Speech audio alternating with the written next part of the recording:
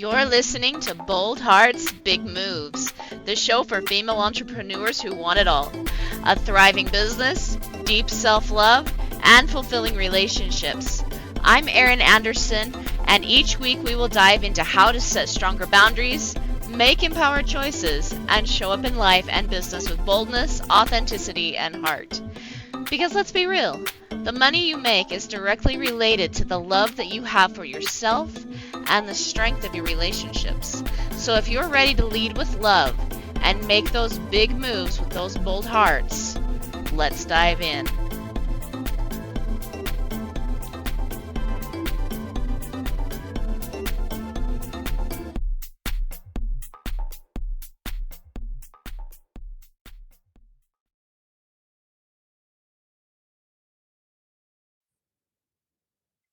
Okay, I'm going to talk to you guys today about one of the biggest things that I think shocks my clients.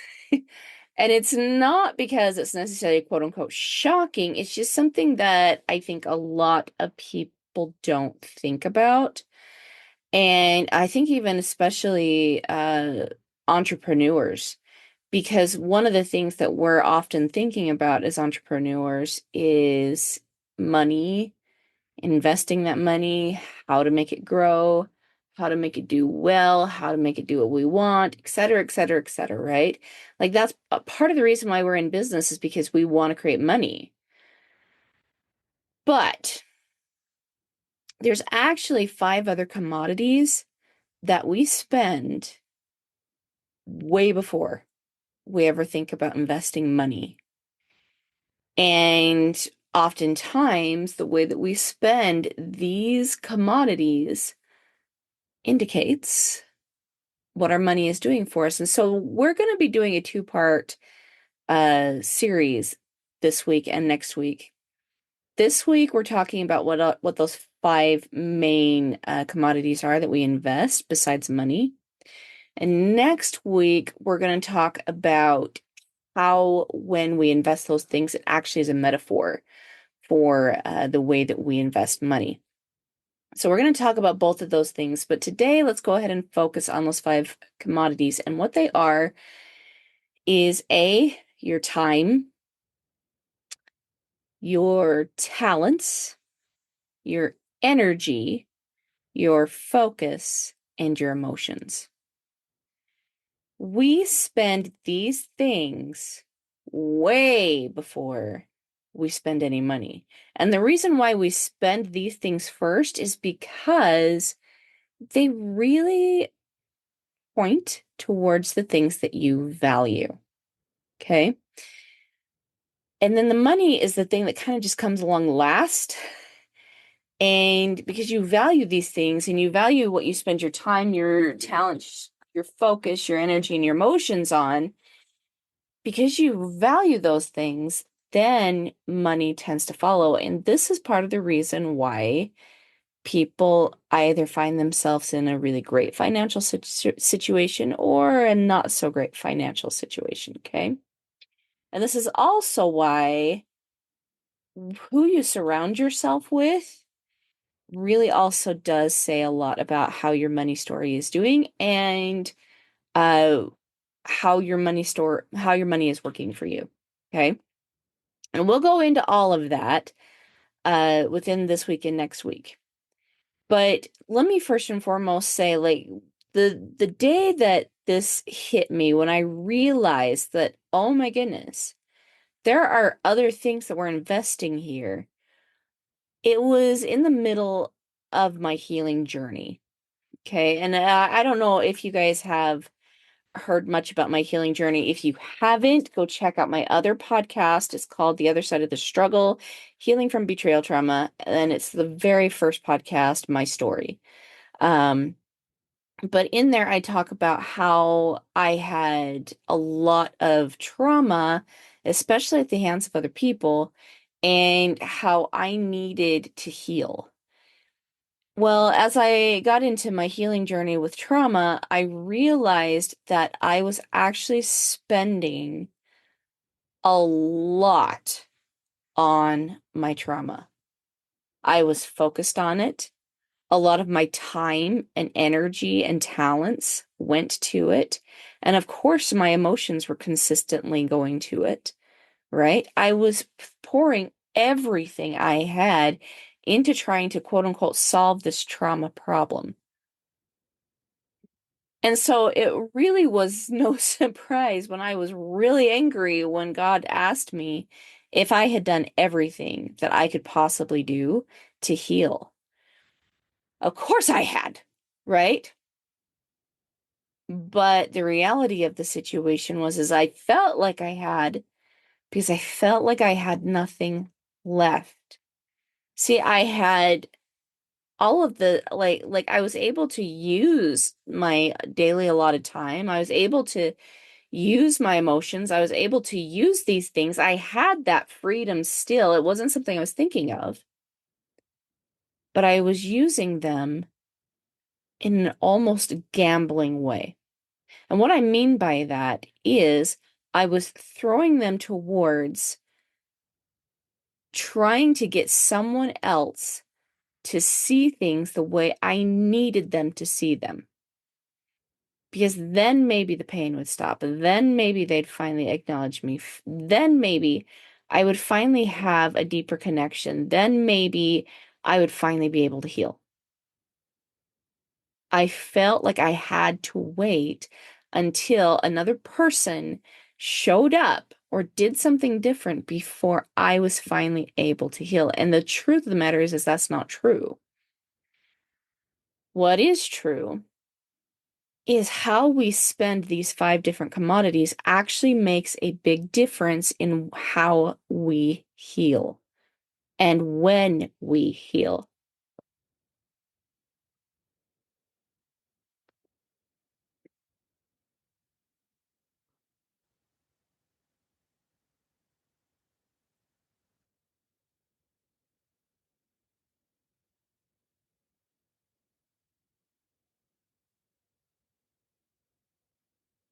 See, there was no guarantee that if I put my time, my focus, my talents, my energy, and my emotions into solving this problem, there was no guarantee that that person would change.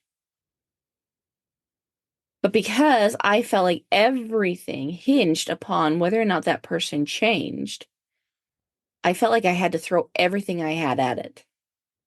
And that's why it was a gamble. It's because it might work and it might not. But the truth of the matter is it's all I knew. And so I'd throw more and more and more and more and more at it, only to find out that it never worked. And so I was feeling really, really depleted. And I felt like it was the only way that I was going to get even the slightest return back. It's a whole lot like believing that the only thing that we can do to earn money is going to Vegas and gambling what we have. We might get a return, we might not. More often than not, we don't, right? At least not the return that we're hoping for.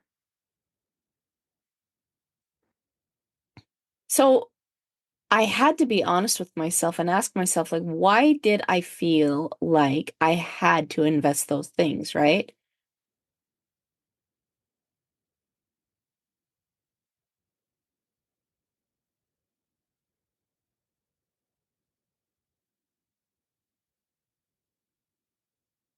And of course, I could say that well, it was because I wanted them to change. But if you're going to really get to the root of a problem, you've got to follow it down until you start to feel something. Okay? Your emotions are very good at telling you when something is amiss. Very good.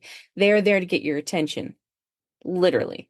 Okay? To a problem or even something that's going right.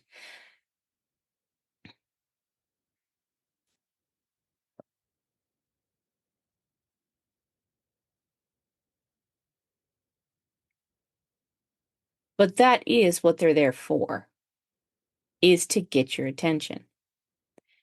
So as I got asking myself this question, like, why do I feel like that is what I have to do? Why do I feel like I have to invest all of these precious commodities into this problem? Well, because that might be the only thing that gets somebody to change. Okay. Why do I feel like they have to change?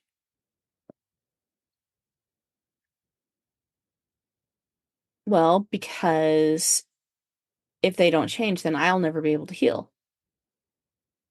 Is that the only way I'm going to heal? Is there anything better? Is there anything better that I can put my time, my focus, my talents, my energy, and my emotions towards? Is there anything else?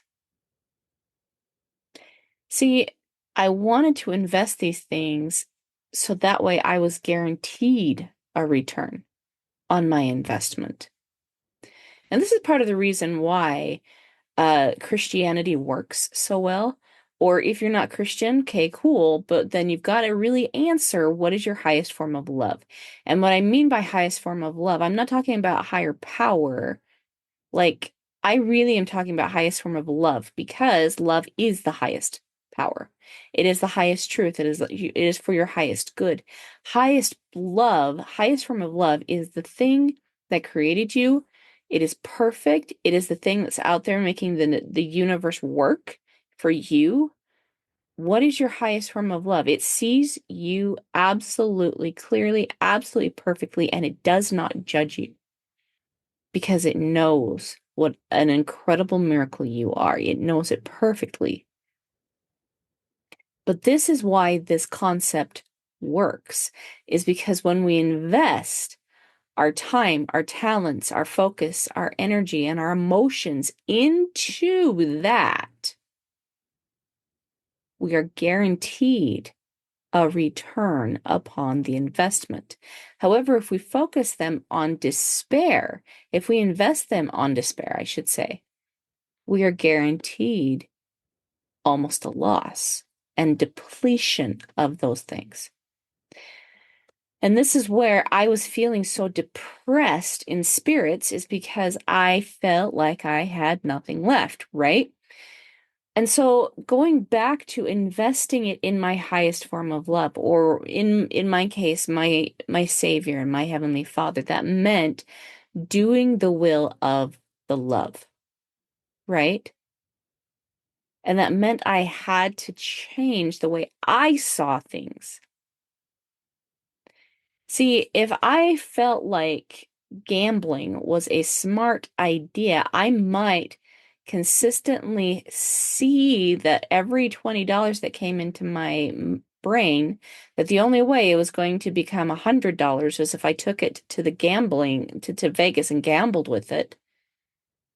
Well, I would be feeling pretty darn depleted in my, not feeling, but I would be depleted actually in my banking account, right? But we have a time bank account, we have a focus bank account, we have an emotional bank account, we have an energetic bank account, we have a talents bank account, we have accounts for each one of these things.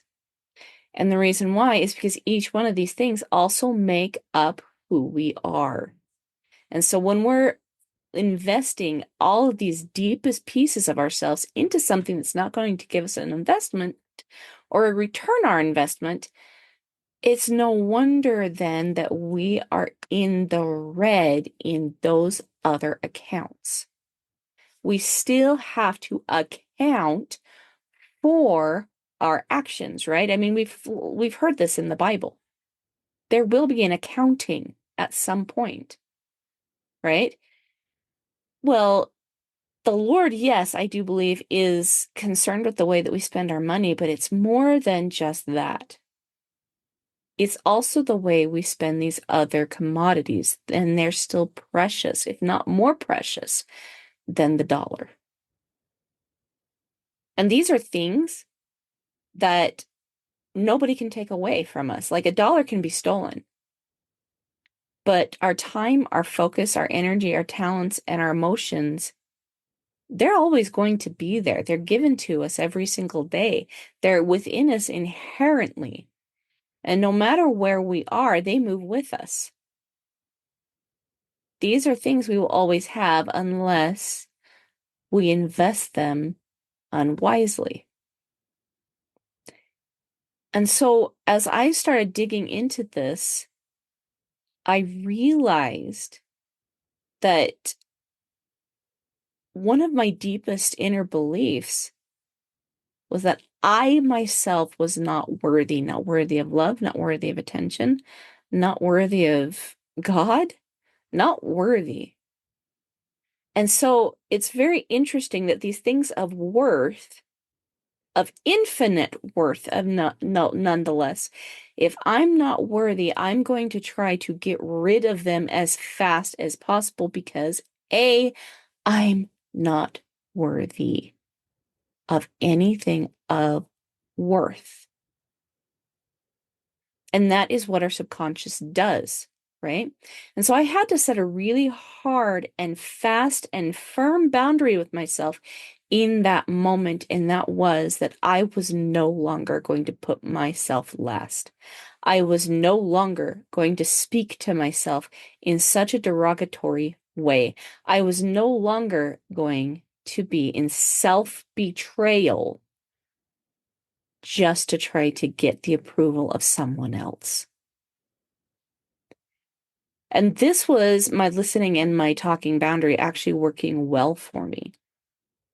When I realized that I had become my own worst enemy because I was literally throwing the most precious parts of myself away at a God that would not give me any return back. I realized almost immediately what I needed to do, how I needed to change, and how I needed to shift. And from that day on, I refused to think anything less than that I am a fantastic human. And I do fantastic human things. And that's honestly where my boundary journey became, because if you remember, the energetic boundary is the boundary of self-love, right? And if we need to change how we're spending our energy, we need to change where we are actively self-betraying ourselves. Now, I understand that, a large part of the women that are listening to this podcast are probably entrepreneur women. And there's a good chance that you look at yourself and you're like, I'm not self-betraying, right? But this is where we get to really check into our emotions and find out, where does frustration, maybe even anger, you might not feel a lot of hopelessness because, the entrepreneur spirit, there's not a lot of that in there. But I do know that frustration and anger can definitely be pieces of this. And so we need to ask ourselves, is there a place where we are self-betraying? And I've seen this in my clients a lot. It doesn't matter actually what they're earning. I do see still the pieces where they're self-betraying. And I think a lot of it is because I've been so trained in myself to find it within me. And guys, guess what? I'm still walking around this planet in a skin suit. That doesn't mean I found all the places where I have self-betrayed myself yet, or where I am still currently doing it. But I am completely and utterly open to the fact that I might be. And I think that one admission makes it so easy for me to catch when I find it. Just the other day, I realized, one of the things that happened from my childhood, or because I've had developmental trauma, I should say, I would prowl kind of mentally and energetically around something just to see if it was safe. And I've been doing that in my business, you guys. Like, I have literally been doing that, wondering if doing a podcast was safe, or writing a book was safe, or putting together a webinar, or like, I don't have all of the pieces. Like, I don't know if it's okay to take action, right? And I noticed like that was a pattern from childhood. And that's actually one of the ways that we notice developmental trauma, is when we sit there and we kind of dance around that, or dance around the things that we know we want to do or maybe that we should do, et cetera, et cetera, et cetera, because we don't know if it's safe yet, right? We don't exactly feel like we've got it. We don't exactly feel confident in it. We just don't know. And so we struggle to take action on those things. And that is something you'll notice with someone who has developmental trauma is they will dance around a specific thing until they feel safe. Well, I noticed it and I was like, oh, okay. Immediate action taking. I'm going to be okay. I know I'm going to be okay no matter what I do.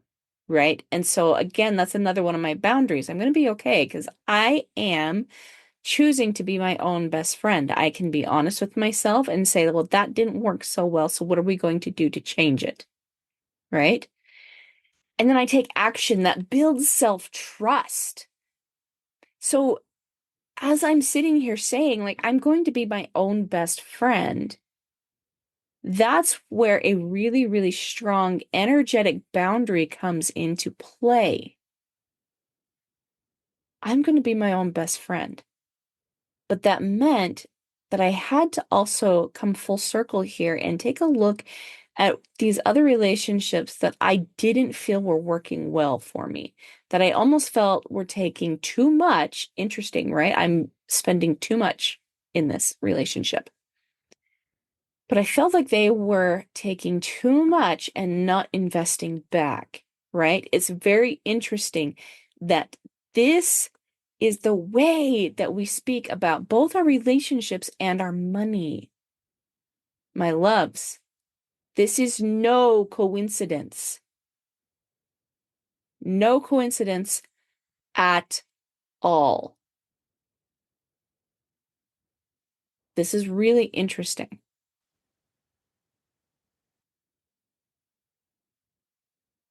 So I had to ask myself, what kind of relationship did I want? I knew what I didn't want. And I knew that I could no longer invest in those things. Like I couldn't put the investments into what I didn't want. I couldn't do that. My commodities had to be invested into what I actually wanted. And from there, they grew. I had more autonomy over my time, more autonomy over my energy, my emotions, my focus, my talents. They came back to me, and it was all because I made the decision to invest them first and foremost with love. And that gave me the ability to get clear on what type of relationship I truly wanted and how I could be that person for myself. And the results of that have been that I've called into my space relationships that actually do love and support me. And the ones that weren't okay to love and support me, they tended to just kind of fall out of my life. Some of them were very, very painful, and some of them to this day I will love. I will love through eternity. And they know who they are. But I decided to sit in love. And I understood too that the people that did move on from me, that was maybe the most loving thing I could do for them. And the most loving thing I could do for me was become my own best friend, holding myself accountable to my failures, my mistakes, but loving all parts of it because that is what Christ does. He did not die for the perfect pieces of us. He died for the whole person, the entire person, the person that was flawed. So if he could sacrifice his life so that way I could have one, then it made sense for me to invest all of those commodities in him. Okay, my love. So next week we're talking about how the way that you spend your money, or the way that you spend these commodities, I should say, is also a metaphor for the way that you spend your money, and how you can use those commodities to create more cash. All right, my loves, I will see you next week. Bye.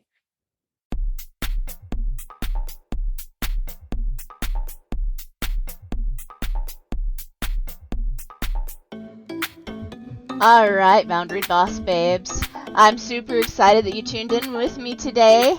Make sure you tune in again next week as we chat about more Boundary Boss babe topics. We're going to get into so many other things about how to set boundaries with your business, how to set boundaries with your relationships, so you can truly have the time, the money, and the flexibility that you are seeking. So tune in next week. Make sure you subscribe to this podcast. Let your other boss babe friends know about it. And also, if you've got any questions, make sure you submit them into the podcast by clicking on the send us a text message at the bottom of the podcast description. I look forward to seeing you guys next week. See you later, boss babes.